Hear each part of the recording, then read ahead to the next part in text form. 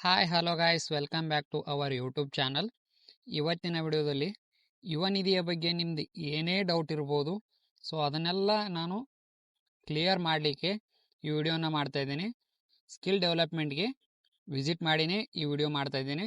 So ಅಲ್ಲಿ ಏನೇನು procedure ಆಯಿತು, ಏನೇನು ಅಪ್ಲಿಕೇಶನ್ ಬಗ್ಗೆ ಮಾಹಿತಿ ಸಿಕ್ತು ಅಂಥೇಳಿ ನಿಮ್ಮೆಲ್ಲರಿಗೂ ಶೇರ್ ಮಾಡಲಿಕ್ಕೆ ಈ ವಿಡಿಯೋ ಮಾಡ್ತಾ ಇದ್ದೀನಿ.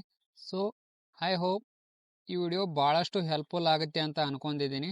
ಸೊ ಕೊನೆವರೆಗೂ ನೋಡ್ರಿ ಎಲ್ಲರೂ. ಹೊಸಬ್ರು ಯಾರಾದರೂ ನಮ್ಮ ಚಾನಲ್ಗೆ ವಿಸಿಟ್ ಮಾಡಿದರೆ ಅಂಥವ್ರು ಈ ಚಾನಲ್ನ ಸಬ್ಸ್ಕ್ರೈಬ್ ಮಾಡ್ಕೊರಿ. ಸೊ ಯೂಸ್ಫುಲ್ ಕಂಟೆಂಟ್ ಬರ್ತಾ ಇರ್ತವೆ, ಅದಕ್ಕೋಸ್ಕರ ಸಬ್ಸ್ಕ್ರೈಬ್ ಮಾಡ್ಕೊರಿ. ಸೊ ಈ ಒಂದು ಚಾನಲಿಂದ ಭಾಳಷ್ಟು ಜನ ಭಾಳಷ್ಟು ಸ್ಕಾಲರ್ಶಿಪ್ಗಳನ್ನ ಪಡೆದಿದ್ದಾರೆ. ಸೊ ಅದ್ರ ಬಗ್ಗೆ ನೀವು ಸಬ್ಸ್ಕ್ರೈಬ್ ಮಾಡಿಕೊಂಡ್ರೆ ಮುಂದೆ ನಿಮಗೆ ತಿಳಿಯುತ್ತಾ ಹೋಗುತ್ತೆ. ಬನ್ನಿ ವಿಡಿಯೋನ ಸ್ಟಾರ್ಟ್ ಮಾಡೋಣ. ಮೊದಲನೇದಾಗಿ 2024 ಆಯಿತು, 2025 ಆಯಿತು. 2024ರಿಂದ ಯಾರ್ಯಾರು ಅಪ್ಲಿಕೇಶನ್ ಹಾಕಿರ್ತೀರಿ, 2024ಕ್ಕೆ ಹಾಕಿ 25 ಆದ್ರೂ ಕೂಡ ಅವ್ರದ್ದು ಇನ್ನೂ ಕೂಡ ಪೆಂಡಿಂಗಲ್ಲೇ ಇದೆ, ಯಾವುದೇ ರೀತಿಯಾಗಿ ಚೇಂಜಸ್ ಆಗಿಲ್ಲ ಅಂಥವ್ರಾಯಿತು. 2025ರಲ್ಲಿ ಯಾರ್ದು ಡಿಗ್ರಿ ಮುಗಿಸ್ಕೊಂಡು ಅಪ್ಲಿಕೇಶನ್ ಹಾಕಿರ್ತೀರಿ, 180 ಡೇಸ್ ಕಂಪ್ಲೀಟ್ ಆದರೂ ಕೂಡ ಹೈಯರ್ ಡಿಗ್ರಿ ಮಾಡಿಲ್ಲ ಅಂದರೂ ಕೂಡ ಹೈಯರ್ ಡಿಗ್ರಿ ಮಾಡಿದ್ದೀರಾ ಅಂತ ತೋರಿಸ್ತಾ ಇರುತ್ತಲ್ಲ ಅಂಥವ್ರಾಯಿತು. ಅಮೌಂಟ್ ಜನವರಿ, ಫೆಬ್ರವರಿ, ಮಾರ್ಚ್ ಈ ತಿಂಗಳು ಅಮೌಂಟ್ ಬರದೇ ಇದ್ದವರಾಯಿತು. ಮತ್ತು ಇನ್ನು ಕೌಶಲ್ಯ ಅಭಿವೃದ್ಧಿ ಸ್ಕಿಲ್ ಡೆವಲಪ್ಮೆಂಟ್ನಲ್ಲಿ ಕೌಶಲ್ಯ ಅಭಿವೃದ್ಧಿ ಬಗ್ಗೆ ಭಾಳಷ್ಟು ಮಾಹಿತಿನ ಶೇರ್ ಮಾಡಿದ್ದಾರೆ ಅವ್ರು ನನ್ನ ಜೋಡಿ. ಸೊ ಅದನ್ನು ಕೂಡ ಶೇರ್ ಮಾಡ್ತೀನಿ. ಮೊದಲೇದಾಗಿ ಅಲ್ಲಿ ಹೋದಾಗ ಯಾವ್ಯಾವ ರೀತಿ ಪ್ರೊಸೀಜರ್ ಆಯ್ತಪ್ಪ ಅಂದ್ರೆ, ಅವರು ಒಂದಷ್ಟು ಡಾಕ್ಯುಮೆಂಟ್ಸನ್ನು ಕೇಳ್ತಾರೆ. ಏನೇನಪ್ಪ ಅಂದ್ರೆ ಅಪ್ಲಿಕೇಶನ್ ಹಾಕಿರೋ ಐ ಡಿ ಆಯಿತು, 10th marks card, second year marks card, degree marks card, Aadhaar card ಇಷ್ಟು ಕೊಡಬೇಕಾಗತ್ತೆ. ಕೌಶಲ್ಯಕರ್ ರಿಜಿಸ್ಟ್ರೇಷನ್ ಮಾಡಿಕೊಂಡು ನೀವು ಸ್ಯಾಪ್ ಐ ಡಿ ಅನ್ನೋ ಆಪ್ಷನ್ ಬರುತ್ತೆ ನಿಮಗೆ. ಅಂದರೆ ಕೌಶಲ್ಯಕರ್ಗೆ ರಿಜಿಸ್ಟರ್ ಆದರೆ ನೀವು ಸ್ಯಾಪ್ ಐ ಡಿ ಅಂತ ಬರುತ್ತೆ. ಸೊ ಮೊದಲಿಗೆ ಯಾವ ರೀತಿ ಇತ್ತಪ್ಪ ಅಂದರೆ, ಯಾರು ಯುವನಿಧಿ ಅಪ್ಲಿಕೇಶನ್ ಹಾಕಿ 180 ಡೇಸ್ ಕಂಪ್ಲೀಟ್ ಆಗಿ 6 ತಿಂಗಳ ಅಮೌಂಟ್ ಯಾರು ಪಡೆದಿರ್ತಾರಲ್ಲ ಅಂಥವ್ರಿಗೆ ಮಾತ್ರ ಕೌಶಲ್ಯಕರ್ನಲ್ಲಿ ರಿಜಿಸ್ಟರ್ ಮಾಡ್ಕೋಬೇಕಂತೇಳಿ ಅವರು ಆಪ್ಷನನ್ನು ಇಟ್ಟಿದ್ರು. ಸೊ ಈಗ ಯಾವ ರೀತಿಯಪ್ಪ ಅಂದ್ರೆ, ಎಲ್ಲರೂ ಕೂಡ ರಿಜಿಸ್ಟರ್ ಆಗಬೇಕಂತೆ.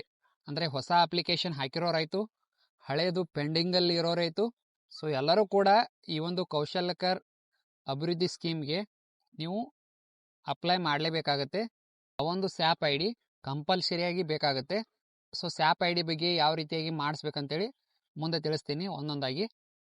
ಸೊ ಇವನ್ನೆಲ್ಲ ನೀವು ಅವರಿಗೆ ಕೊಟ್ಟು ಅವರೊಂದು ರಿಜಿಸ್ಟರ್ ಬುಕ್ನಲ್ಲಿ ನಿಮ್ಮ ಹೆಸರು ಮತ್ತು ಅಪ್ಲಿಕೇಶನ್ ನಂಬರು, ಮೊಬೈಲ್ ನಂಬರು, ನಿಮ್ದೇನು ಸ್ಟೇಟಸ್ನಲ್ಲಿ ಶೋ ಆಗ್ತಾ ಇರುತ್ತಲ್ಲ ಅದನ್ನು ಮತ್ತು ನಿಮ್ಮ ಸಿಗ್ನೇಚರನ್ನು ಮಾಡಿಸ್ಕೊಂಡು ಕಳಿಸ್ತಾರೆ. ಸೊ ಇಷ್ಟೆಲ್ಲ ಡಾಕ್ಯುಮೆಂಟ್ಸನ್ನು ಕೊಟ್ಟು ನೀವು ಸ್ಯಾಪ್ ಐ ಡಿಯನ್ನು ಕೊಟ್ಟು ಬರಬೇಕಾಗತ್ತೆ. ಸೊ 2025ರವರು ಆಯಿತು, ಯಾರ್ಯಾರು ಅಪ್ಲಿಕೇಶನ್ ಹಾಕಿರ್ತಿರಲ್ಲ ಅಂಥವ್ರೆಲ್ಲರೂ ಕೂಡ ನಿಮ್ಮ ಒಂದು ಜಿಲ್ಲಾ ಸ್ಕಿಲ್ ಡೆವಲಪ್ಮೆಂಟ್ ಆಫೀಸ್ಗೆ ಹೋಗಿ ನೀವು ಕೂಡ ನಾನು ಏನೇನು ಹೇಳಿದ್ನಲ್ಲ ಈಗ ನಿಮ್ಮ ಒಂದು ಏನೇನು ಸ್ಟೇಟಸ್ ಶೋ ಆಗ್ತಾ ಇದೆ ಅದನ್ನು ಬರೆದು ಕೊಟ್ಟು ಬರಬೇಕಾಗತ್ತೆ. ಸೊ ಇನ್ನು 180 ಡೇಸ್ ಕಂಪ್ಲೀಟ್ ಆಗಿದೆ, ಹೈಯರ್ ಸ್ಟಡಿ ಅಂತ ತೋರಿಸ್ತಾ ಇದೆ.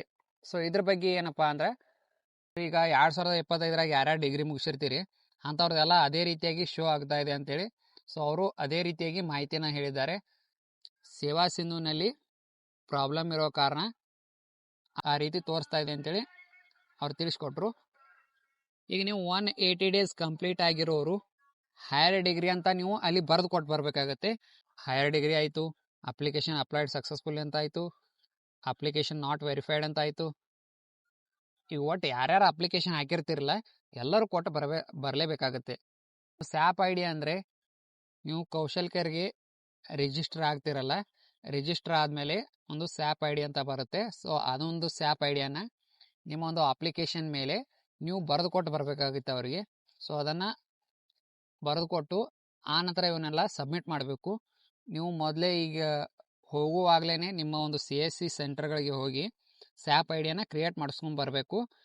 ಇಲ್ಲಿ ಏನಾದರೂ ಕ್ರಿಯೇಟ್ ಮಾಡಲಿಲ್ಲ ಅಂದರೆ ನಿಮ್ಮ ಒಂದು ಜಿಲ್ಲಾ ಸ್ಕಿಲ್ ಡೆವಲಪ್ಮೆಂಟ್ ಆಫೀಸ್ಗಳಿಗೆ ಹೋದರೆ ಅಲ್ಲಿ ನಿಯರೆಸ್ಟ್ CSC ಸೆಂಟರ್ ಇರ್ತಾವಲ್ಲ, ಸೊ ಅವರಂತರೂ ಮಾಡೇ ಮಾಡ್ತಾರೆ, ಇದ್ರ ಬಗ್ಗೆ ಗೊತ್ತಿರುತ್ತೆ ಅವರಿಗೆಲ್ಲ. ಸೊ ಅವ್ರ ಹತ್ರ ಮಾಡಿಸಿದ್ರು ನಡೆಯುತ್ತೆ.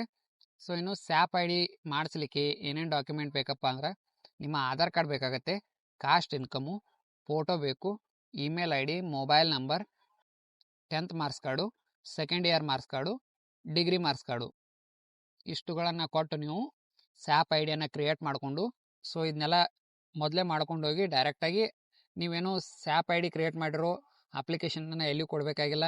ಮೊದಲಿಗೆ ಏನು ಅಪ್ಲಿಕೇಶನ್ ಡೀಟೇಲ್ಸ್ ಹೇಳಿದ್ನಲ್ಲ ಅವನಷ್ಟು ಕೊಡಿ ಸಾಕು.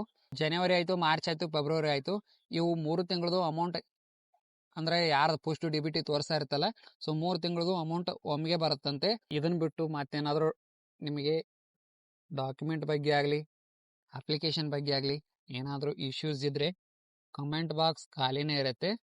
ಸೊ ನೀವು ಯಾರು ಬೇಕಾದರೂ ಕಮೆಂಟನ್ನು ಮಾಡ್ಬೋದು. ಸೊ ಗೈಸ್, ಇಷ್ಟು ಈ ವಿಡಿಯೋದಲ್ಲಿ ತಿಳಿಸ್ಕೊಟ್ಟಿದ್ದೀನಿ. ವಿಡಿಯೋ ಇಷ್ಟ ಆಗಿದರೆ ಲೈಕ್ ಮಾಡಿರಿ, ಶೇರ್ ಮಾಡಿರಿ, ಆ್ಯಂಡ್ ನಮ್ಮ ಚಾನಲ್ನ ಸಬ್ಸ್ಕ್ರೈಬ್ ಮಾಡ್ಕೊರಿ. ಆದಷ್ಟು ವಿಡಿಯೋನ ಎಲ್ಲರಿಗೂ ಶೇರ್ ಮಾಡಿರಿ. Thank you.